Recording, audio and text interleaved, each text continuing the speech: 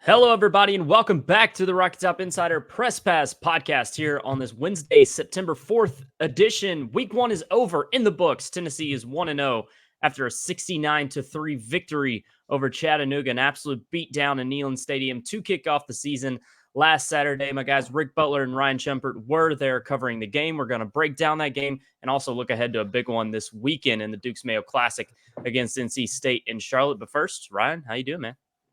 Doing well. Glad to have ball to talk about from last week, and then also an exciting game to talk about headed this week. So doing well, and said glad that we're through the off season and the preseason camp, and a little bit more definitive stuff, I guess, to talk about. I think you were the one I saw say this, but basically a glorified scrimmage was the Chattanooga game. And, top 10 FCS team. Thought maybe Chattanooga would be a little feisty, be a little bit of a test, but was not the case at all. They were getting mowed down along the lines of scrimmage. It was a complete bloodbath, and Tennessee rolled and looked pretty impressive doing that. Rick, how you doing on this Wednesday? Yeah, I'm doing great too. I'm glad to be back here again on the show. Jack, we had a great time last weekend at the game. We missed you on the post-game show. We're excited we will have you back as it keeps wrapping up. Thanks to everybody who tuned in to the post-game show after the game on Saturday afternoon, Saturday evening, whenever it was. It's good to be back here on the show, though. Ryan, I do have a question for you, though, before we start. I noticed you're wearing that white T-shirt. Is the white T-shirt, does that have anything to do with Josh Heupel's remark on the way out of the press room yesterday, that it was more or less you were kind of in the category it was directed at? Is that what I'm sensing here? No, not the reason at all. I'm not going to go full Mike Wilson. So Josh Heupel, leaving his press conference the other day, said that it was bold for people to be wearing red in NC State week, and me and Mike Wilson were the only two people wearing red. And I'm not going to go full Mike Wilson, who is now vowed, despite Josh Heupel, and to wear the opposing color for every single team Tennessee plays all year.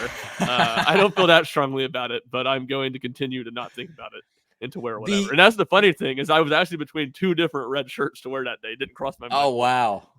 And I wore my Tennessee Titans golf shirt, and I just didn't know, Josh Heupel's such a hater of the professional football team in his own state. Now, you woke up that morning and you decided to be pro Wolfpack. What are going to be the hardest games, I guess, for Mike this year? I don't know what his closet entails, but I would imagine the Mississippi State game is going to be tough. I'd imagine Maroon. Oh, and then Oklahoma Crimson. I would think those two. And yeah, I guess Alabama's that same way. That darker red. I don't know. At least I don't have a ton of darker red in my closet. Good stuff. Well, yeah, that was a good moment from one of the press conferences this week. And again, like you said, you and Mike Wilson were the only people wearing red, so it was you were definitely in the line of fire with Josh Heupel's troll. Josh Heupel has been very trollish this year. I know he's kind of like had that attitude to him, right. But this year I can count like 4 or 5 very specific references where he's kind of trolled the media, trolled certain people a little bit more often than normal. Yeah, he's always kind of been that way, right? Where there's certainly more than Tony and Rick, in my experience at least. I only covered basketball 1 year, but he will get after the media a little bit here and there. He doesn't care. Yeah, no, a little snips at him because he had the one on Saturday too, about the oars, about the people getting mad at him for the oars on the depth chart. So yeah, no, he's not afraid to, for sure. And I asked the last question too of the press conference on Monday, so I feel like I was definitely. He was looking at you. He was looking right at me and staring at that red shirt, getting upset, I think.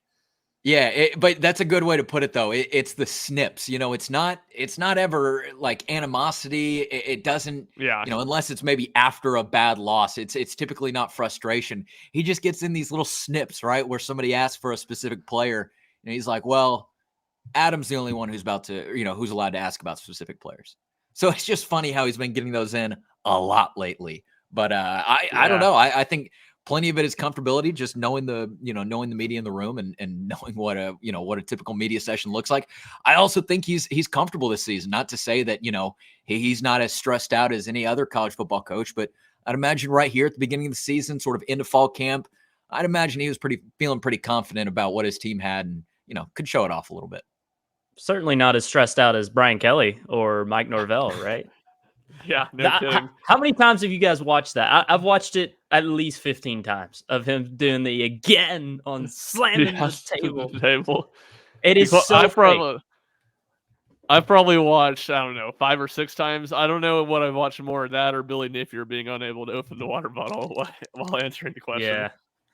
That's a Yeah, I tough mean, scene. it was funny just to, watch Billy Napier struggle so much. And then he just gave up on it. He just gave up on it at the end. Look, we've all been there before when we have a water bottle or something that just doesn't want to cooperate. But that was quite the time to be having that sort of flummox. The funny part about that, I was going to say for me, was that I came back, worked at the stadium for a while, and came back and worked here just in my apartment after the game on Saturday. And I guess it was a timeout during the Texas A&M game, and so I flipped it back over to see if the Kentucky game had started, and it hadn't, but they were showing Billy Napier's press conference. So I was just listening to it. I was like, this will be interesting. And I listened to the whole question, but I wasn't watching it, so I wasn't paying attention to it. I didn't see it at all. I was just typing on something, and then obviously I saw the video later on Twitter. I was like, I already listened to this. I don't feel like he said anything crazy. Why is this going viral? And then saw that, it was the water. I had to be physically watching to notice. This college football season has given us some great moments already. We're a week and a half in, barely. This is what happens when you have an intriguing week 0 game and then an awesome week 1 slate. College football, take note, because look how much buzz you're getting after just a couple of weeks when you have a good week 1 slate. It was terrible last year, and it took a minute, I think, to really get everybody in the groove of things. But now we had 5 bangers on week 1. This is what happens. Anyway. Yeah, and the standalone games on Sunday and Monday night were both very good. True. Which I guess the standalone on Monday night last year was good too, because that's when Duke beat Clemson. We've kind of gotten upsets in that Monday night game that's usually like an ACC game that's not that intriguing, but they've been very good the last 2 years. And all of LSU's season opening losses under Brian Kelly have come on Sunday night, both to Florida State and then USC. And wasn't it the last year at Notre Dame, didn't they play was it Florida State even? They played someone on a Sunday or Monday night and they won close, and he had that whole quote about I think it's the Newt Rockney quote, or the, in favor of executing his team thing that became a big meme. Oh, yeah. Was that game? I think that was that game, yeah. I'll have to look it up after. I can't really remember. That was... He at least won that game. But obviously wasn't too happy about it. No. But I was going to say earlier, Rick, you said Billy Napier gave up on his water bottle. It's just like Florida will soon give up on Billy Napier. It'll go both ways. All right, let's get in the chat game. 69-3, 66-point win for Tennessee. Easy day at the office. And yes, there's limited amount of takeaways here just because it's chat. But, I mean, Nico Iamaleava, man, what a day. What a debut as far as the season goes, like a full regular season debut, not just the bowl game. What a game Nico had. This Tennessee offensive line played great. I thought the receivers flashed, but Nico is the headline here, Rick. He was as advertised. I mean, starting 8 for 8, almost 100 yards and a couple of touchdowns. The dude was just dynamite against Chat. Yeah, absolutely. The age-old saying goes, you can only play who's in front of you. And yes, Chattanooga was in front of Nico in this Tennessee offense, but he absolutely decimated it. And I think that's what you take away, right? Yes, their opponent was FCS level, but no, his throws weren't at that level, right? The throws were really impressive. And obviously, I think everybody is excited to see what Nico can do against better competition. Certainly NC State starting that off this weekend. But you just look at where this thing starts. And so I look at some of these throws that Nico is making, and I think to myself, man, if that's sort of the starting point for what this season is going to be, the starting point for his first regular season as Tennessee's starting quarterback, if he's already, having a little bit of fun and taking a little bit of a risk when he throws that pass over the middle of the field, over the linebackers, he's sort of fine-tuning what sort of changes might need to be put on that pass when it's against an Alabama or a Georgia. To see those gears already start to turn here early in the season, I think that's nothing but beneficial for Tennessee. Again, I mentioned that he decimated the Chattanooga defense on Saturday.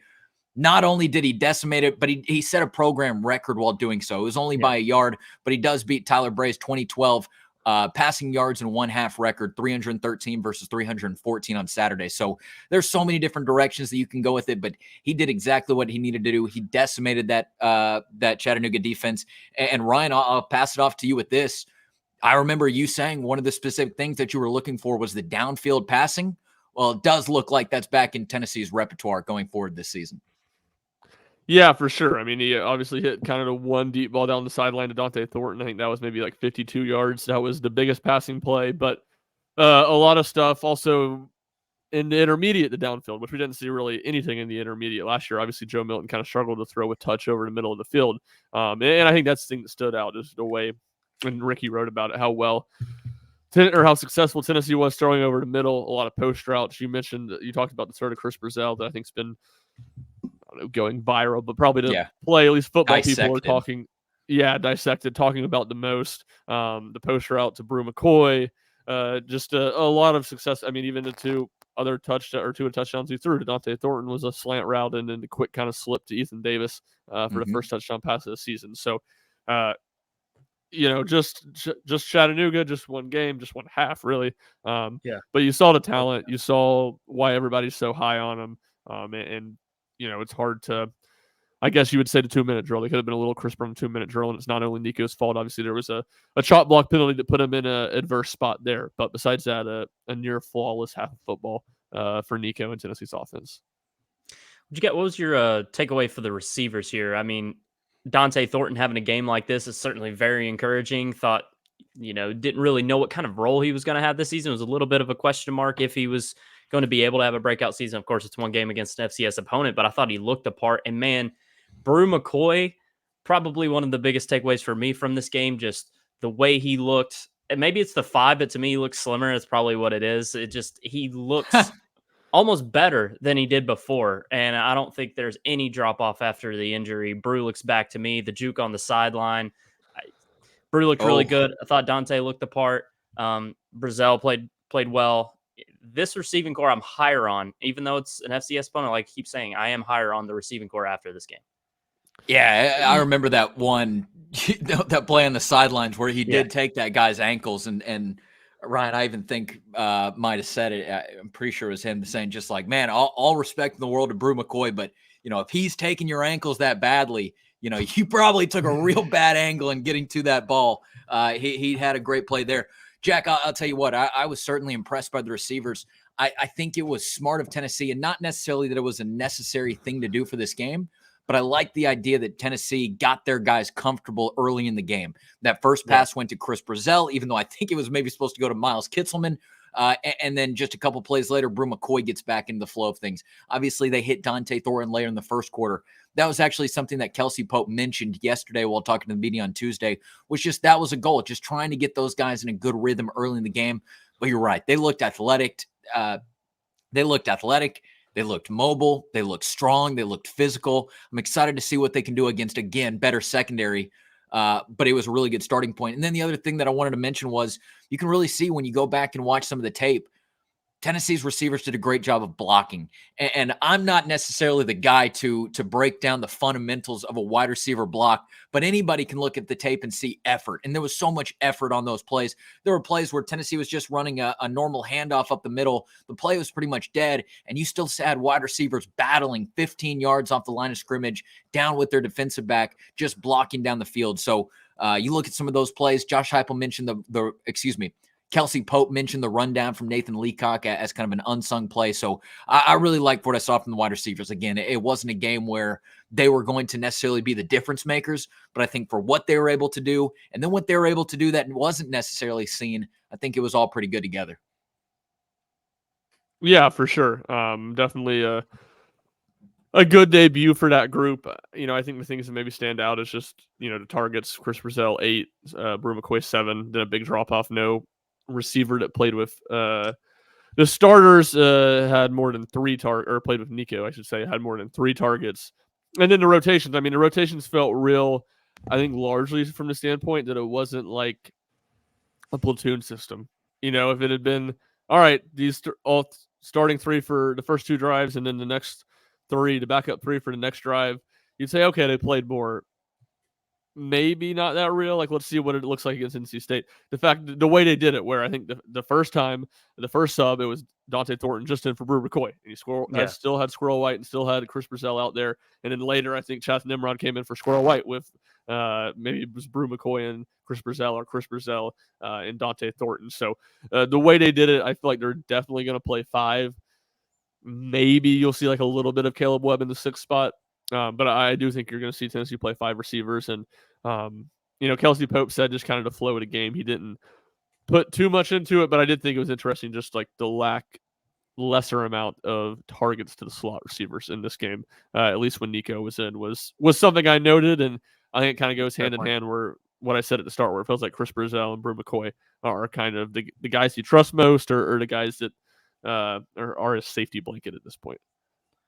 Yeah, and the snap counts too. I mean, the top 3 in the 40s, 50s on a couple, I think. And, Dante Thornton only played 17 snaps, but I feel like he is going to be that explosive piece for the Tennessee offense. He's not one of the top 3 receivers, but when he comes in, watch out, because I feel like there's going to be a high percent of play designs for Dante when he's in the game. And as that 4th explosive receiver for Tennessee, I think he could have a really good year. And like I said, he looked really great on Saturday, and Brew did too. Brazell going to be dependable, and that's an interesting note on the slot receivers there. Pivoting to Dylan Sampson, who looked great, high PFF grade, 3 touchdowns for Dylan Sampson. This dude is just addicted to the end zone. He is a touchdown magnet, and especially in season openers. Yeah, right. I think, what do you have, 4 last year against Virginia, or do you have 3? Yep. So 7 4. between the last 2. 3 rushing and a receiving, I think, in that game last year.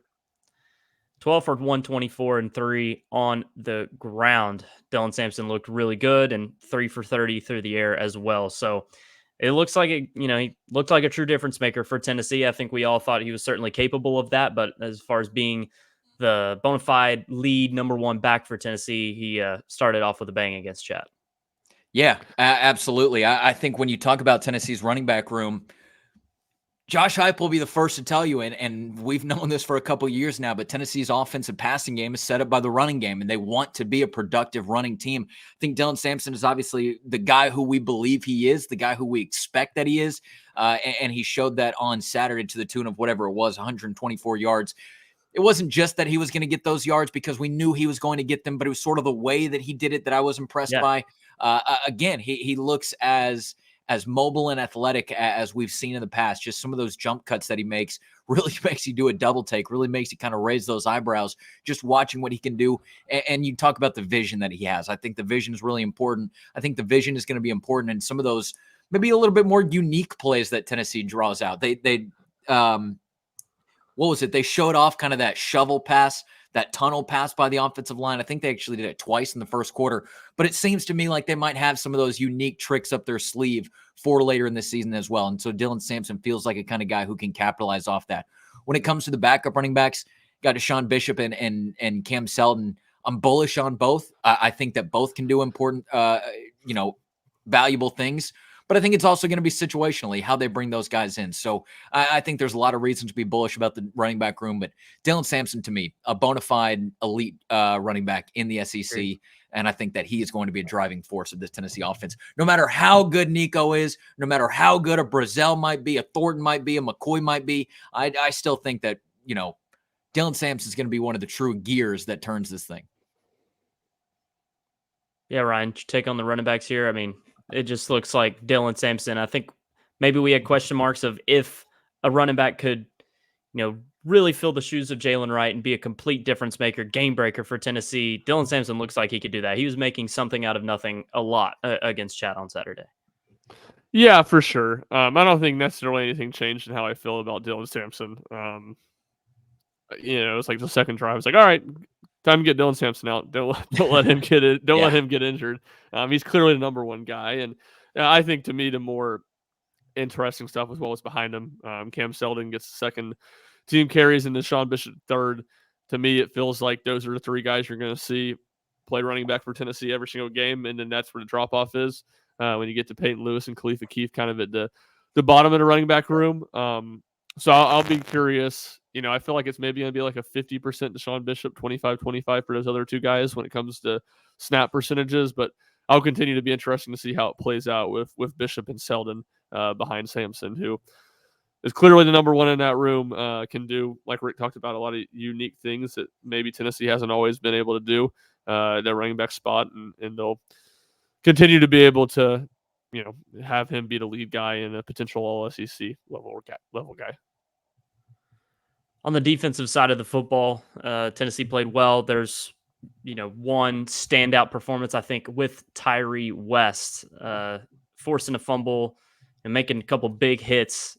Looked really good along the Tennessee defensive line. And, on that other side of the line, opposite the Leo spot, I think it was, a little bit of a battle to see who could truly step up and be a difference maker on that side of the line. Tyre West looking like he can do that in week 1, Rick. Yeah, he did. And I feel like a bit of a broken record now that I've said this a couple times this week, but I do think it is worth saying and it is worth repeating. But I think when you talk about Tyre West, and this is what Josh Heupel talked about after the game, so from the Tennessee head coach directly, but when you talk about Tyre West in the past, you're talking about a guy who was really working hard to find his footing with this Tennessee defensive line, find his footing with the position that he was in. And sometimes, right, as great as it is to be soaking up as much knowledge as you possibly can, sometimes it turns into overthinking a little bit. And I don't know if that exactly was happening with him previously, but what Josh Heupel said that he's really impressed by and what he's really doing a good job of playing with now here that we're getting into the fall and the regular season is that he's playing very instinctually, right? He's playing to a point where he doesn't have to overthink what he's going to do or what the guy next to him is going to do. He's just kind of getting out there and he's playing. It's all coming more naturally to him. So I think that is one of the, I think that's one of the highest praise that you can give to a player and sort of, talking about their development and where it's going, being able to say, hey, look, this guy has been doing this for so long. He's been learning this for so long that it's now starting to just soak into a muscle memory point. So I'm excited to see what Tyre West can continue to do with these opportunities. Obviously, Tennessee's got some nasty players on the defensive line as it is. We'll continue to see how they develop. But I think that's one of the highest compliments that you can give Tyre West. And again, maybe one of the big things to look out for this season. I believe that Joshua Josephs was the same way, just as he has sort of started to make this climb into year 3 for him. But I think that Tyre West playing more instinctually, as Josh Heupel talks about it, I think that's nothing but a benefit for Tennessee. No doubt about it. For Ryan, sure. what was your big? Yeah, go ahead. Yeah, I mean, he's with Tyre West. I mean, he was the guy that stood out, and it's kind of the age-old question for Tennessee's defensive line. There's a lot of good players who can. Is anybody able to step up and become a great player, an elite player? Mm-hmm. And we obviously saw that from James Pierce last year. In Tyre West, who it felt like played the best game of his career in the Citrus Bowl against Iowa. Him backing that up with another big performance is certainly an encouraging sign for a dude that was a big recruit and is kind of entering that junior year where you really feel like defensive linemen, especially in the interior. I know he's a defensive end, but can take a big step forward. Ryan, before we get into NC State, just one quick question. Did anything change with how you view this team in a big way, offensively or defensively? Any part of this Tennessee team kind of change your view of them?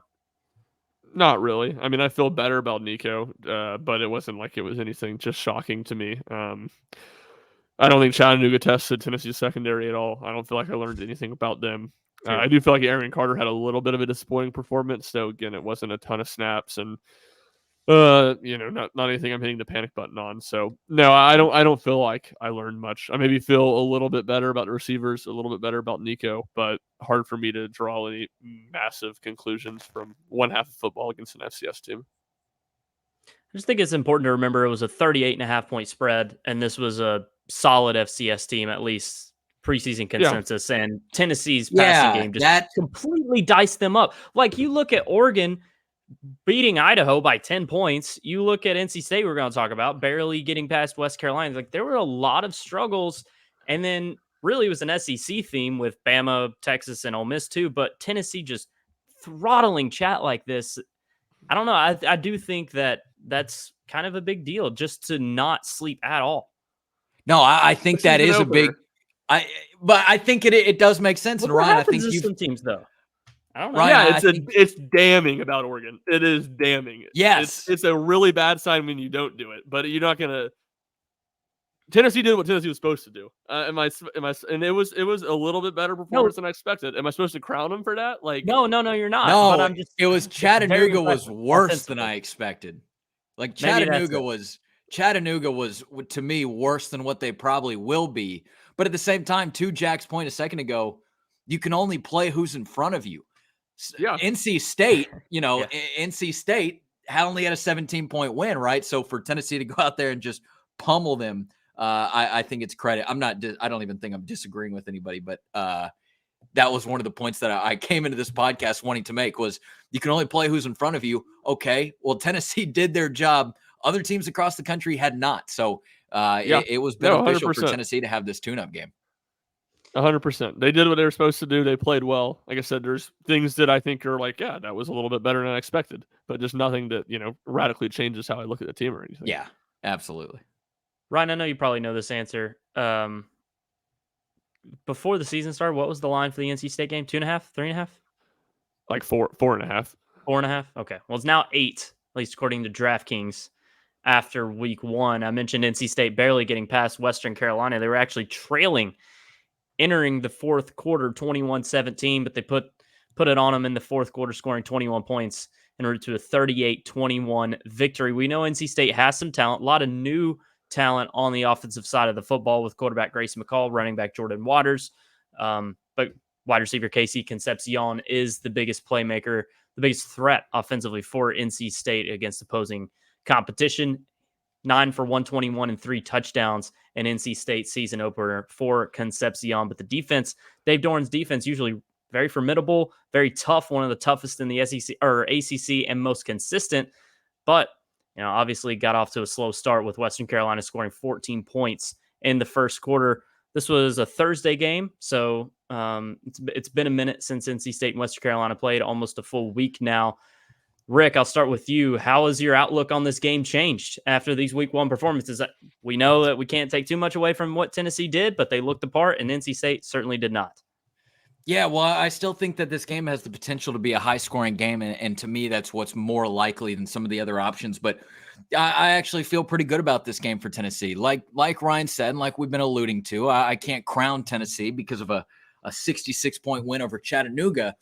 But I like the things that I saw from Tennessee, and I think that those are things they're going to be able to capitalize with. Western Carolina had 241 offensive passing yards, 120 rushing yards. I think those are numbers that Tennessee is going to exceed, right? So that's going to put them in a better position offensively to start with, and then we'll see what the defense looks like. But I'd imagine that they're going to be better than a Western Carolina's 38-point performance that they let up. And then again, like you had mentioned, some of those came in the fourth quarter. So I'm feeling a slightly better than I think I was maybe feeling prior to the season, prior to that Western Carolina, prior to the Chattanooga game. But there's still a lot of things that Tennessee's going to have to do right in order to be able to handle business, which is what I think I said about this game in my prediction a couple weeks ago. I still think that's the case. I still think that Tennessee's going to handle business. But they've got to slow down a couple of strong offensive weapons for the Wolfpack. Obviously, Grayson McCall is a quarterback who people in East Tennessee are familiar with from his days just a little while over at Coastal Carolina. You mentioned Casey Concepcion, which I imagine we'll talk about more here soon. But I still feel good for Tennessee. I still feel like they're going to handle business. But I actually feel a little bit better than I might have a couple weeks ago. Brian, same question to you. How has your outlook on this game changed? Yeah, no, I think you definitely feel. No, I feel better about Tennessee. I will say on the line note, it's kind of 50-50 in the sense that it sneaky? It was 4.5. I don't know about sneaky. It was 4.5. Vegas moved it. The sports books on their own moved it to 6.5, and then it's gotten bet up to 8.5.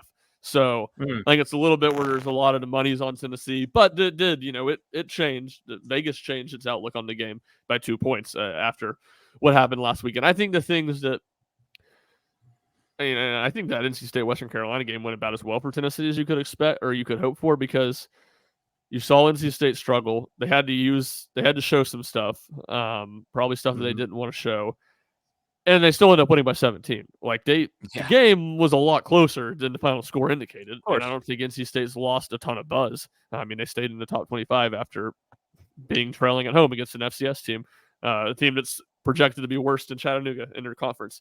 So I think the thing specifically when you look at NC State that I feel better about for Tennessee is that NC State's offensive line just did not look very good in that game. They struggled to line up and run the ball in short yardage situations. We know Tennessee's defensive line is its strength.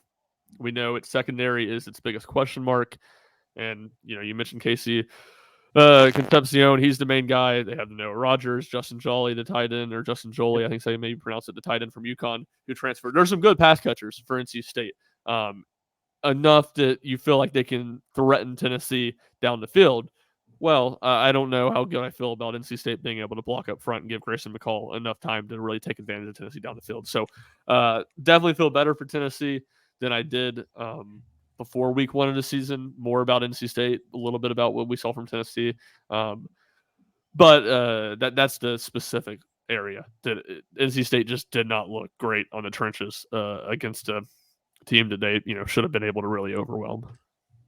Well, regardless, we're going to learn a lot about the Tennessee secondary, I think, in this game, because this is a true passing attack that, not necessarily I think you should be definitely afraid of or anything, but that is, among probably a top 20 passing attack in college football. This is the strength of the NC State offense, and they have a top 10 receiver in the sport in Concepcion. And he's not a guy, they're going to move him around. He's a smaller dude. He's not, some big outside receiver that can dominate like a Tetro McMillan or something like that from Arizona. Casey Concepcion moves around a lot. He's, just all over the field. And it's going to be tough for Tennessee to stop him. But like you said, Ryan, in the trenches, we've said it all off season that this Tennessee offensive line, as long as healthy, is going to be really good. We know what the Tennessee defensive line can do. I feel really good about Tennessee in this game. I don't really know if it's going to be that competitive. That's kind of where I'm at right now.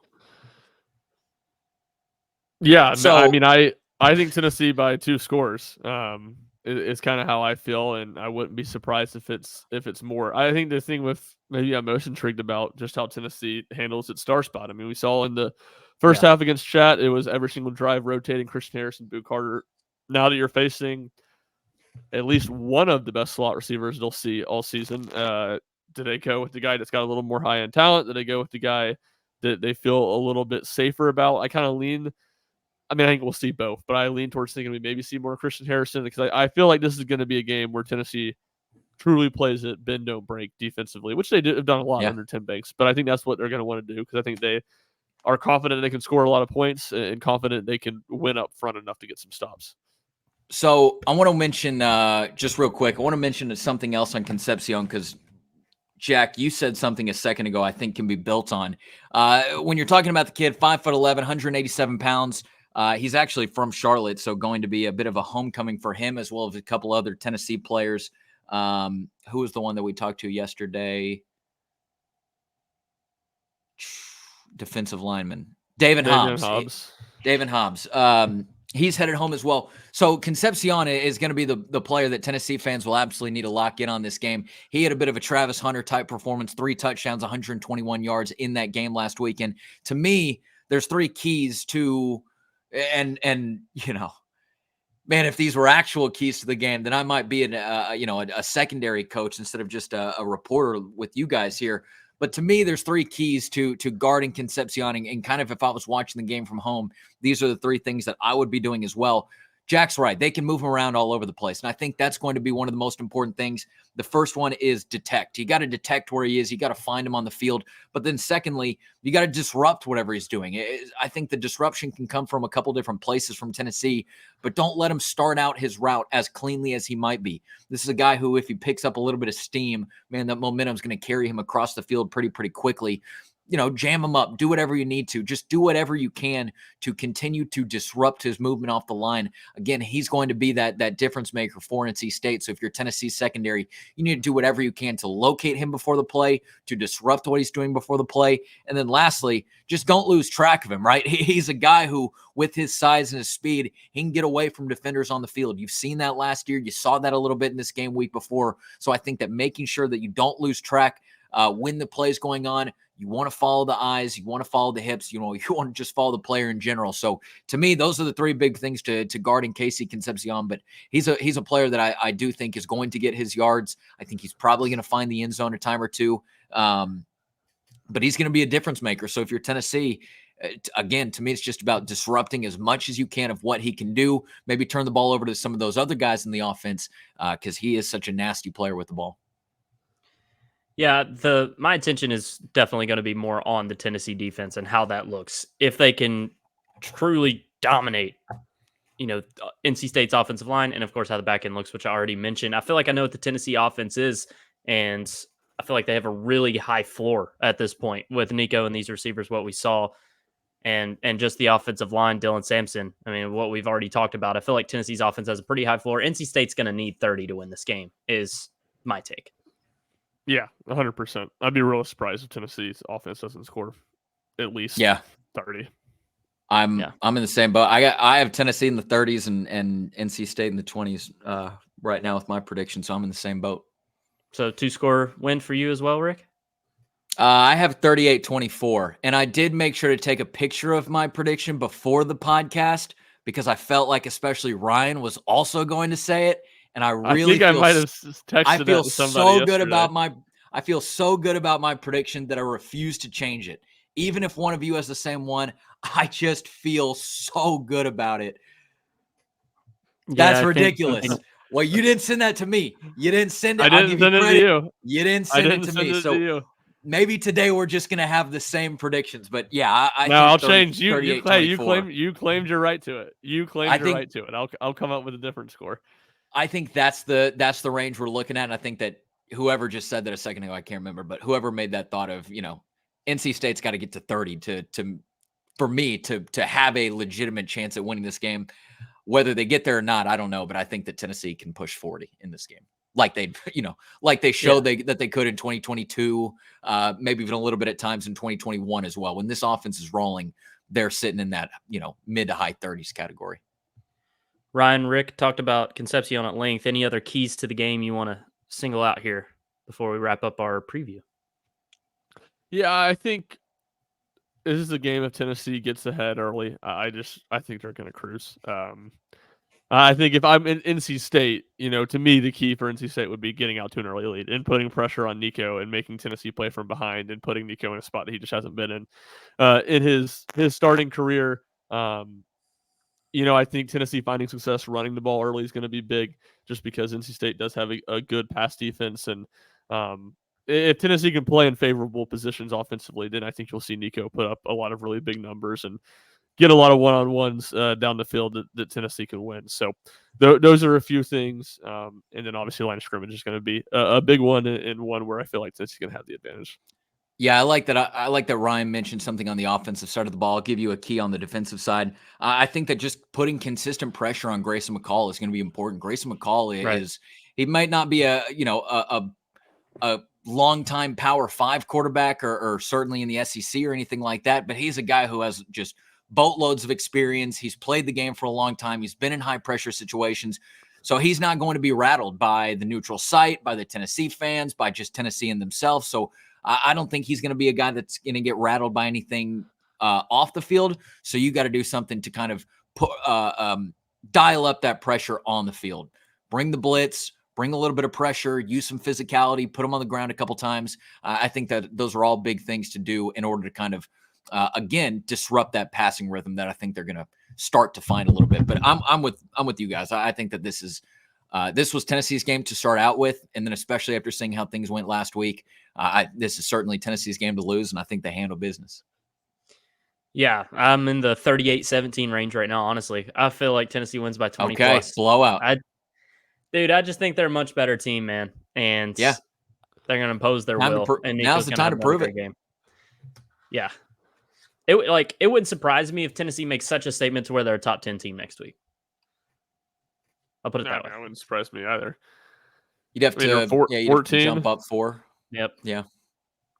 But I mean, a couple of teams that jumped Tennessee were teams that made week 1 statements. So if Tennessee has a good, I just think about Miami and USC were the 2 that jumped them. So if Tennessee plays well this week, I mean, they were already ahead of those teams, so it wouldn't be that surprising.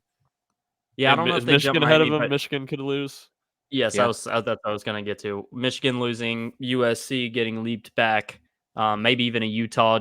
I don't think they play any tough competition this week, so Tennessee would likely leapfrogged them if they won by 20 plus. So could easily be a top 10 team next week as soon as week 3, setting the stage for what could be top 13 matchup in week 4 in Norman. So yeah, I like Tennessee And big it's here. good.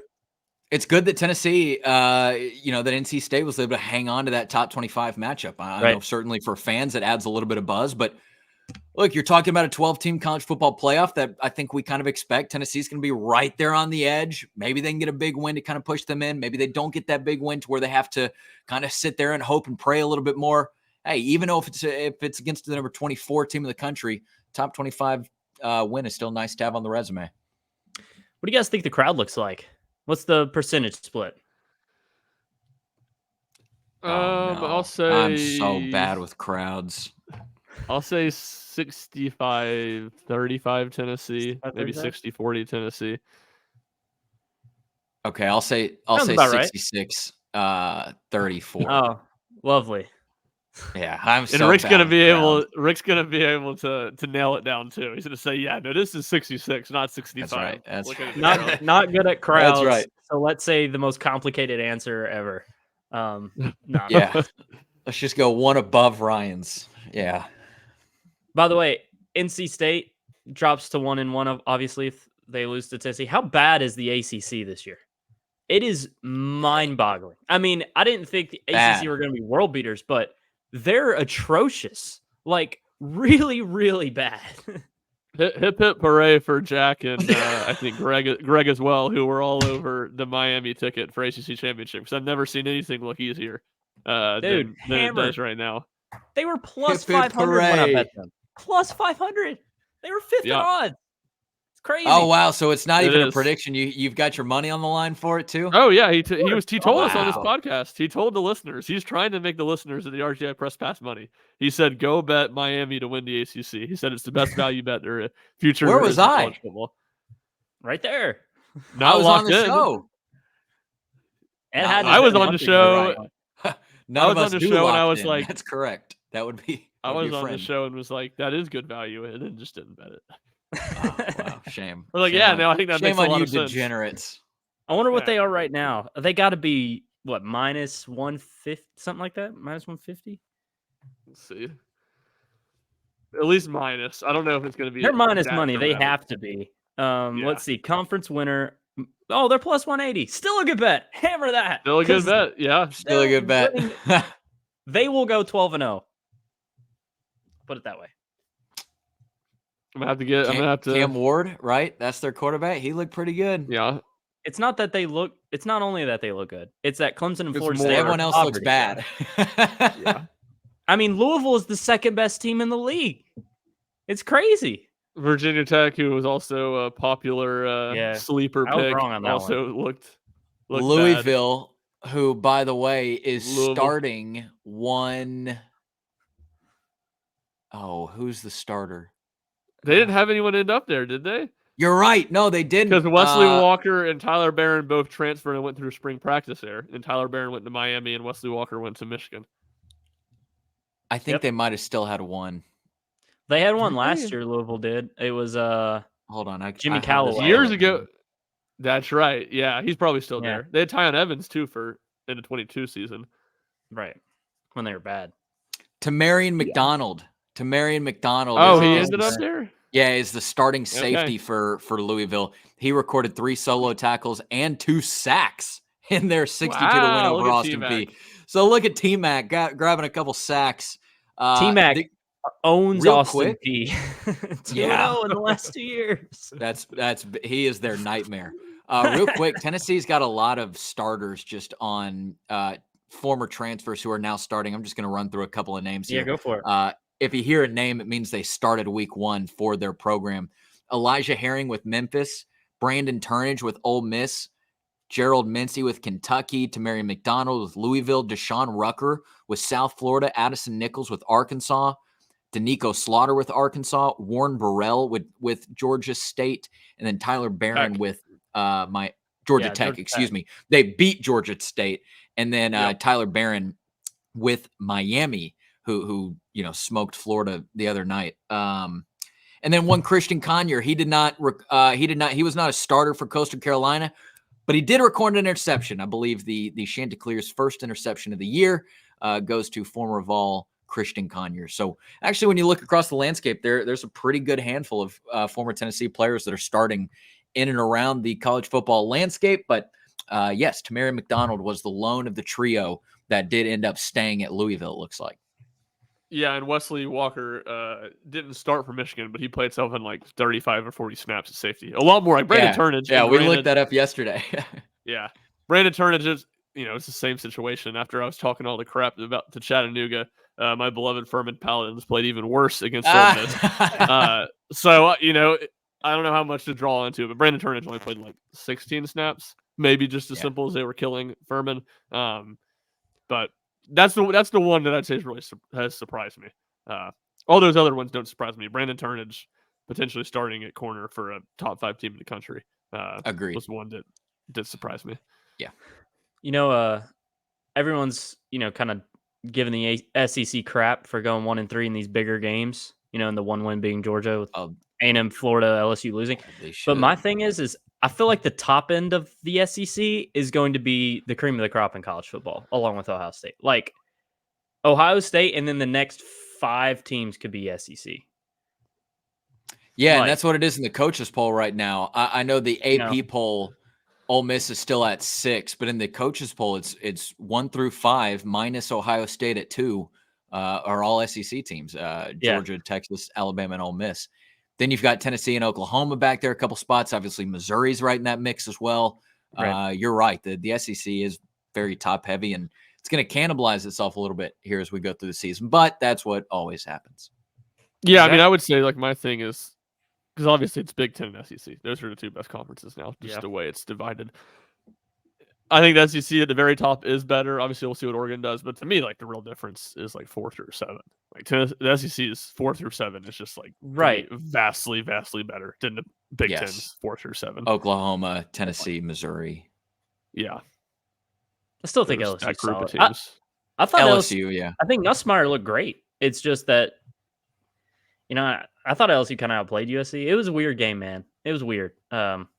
But USC's good. Their defense vastly improved. So they're going to be fun this year. I think they'll be better than Michigan. I'll say that. I think they might be the 2nd or 3rd best team in the Big Ten after watching them. Right. We'll see. Oregon's waiting to see. I know Penn State looked good. New OC. But yeah, I mean, like you said, LSU's strength is supposed to be the offensive line, and USC's defensive line, which has been terrible, really controlled the game up front, at least in the run game. I mean, besides that one big run for John Emery in the second half, it didn't feel like LSU could get anything going in the run game. Yeah. Well, I thought they should have ran it more, but whatever. We don't have to get into it. But it was a great week 1. A lot of fun games. Love that Florida State's 0-2 after complaining all off season. It's so sweet. I'm not even a Florida State hater. I just think it's funny. Anyway, but it's going to be a fun week 2 as well. Not as great of a slate, but Tennessee obviously getting their first true test of the season against NC State. 7:30 p.m. Eastern time. Primetime crew on the call. We will be there. Yep. Reese Davis, Kirk Herbstreit, Holly Rowe on the call.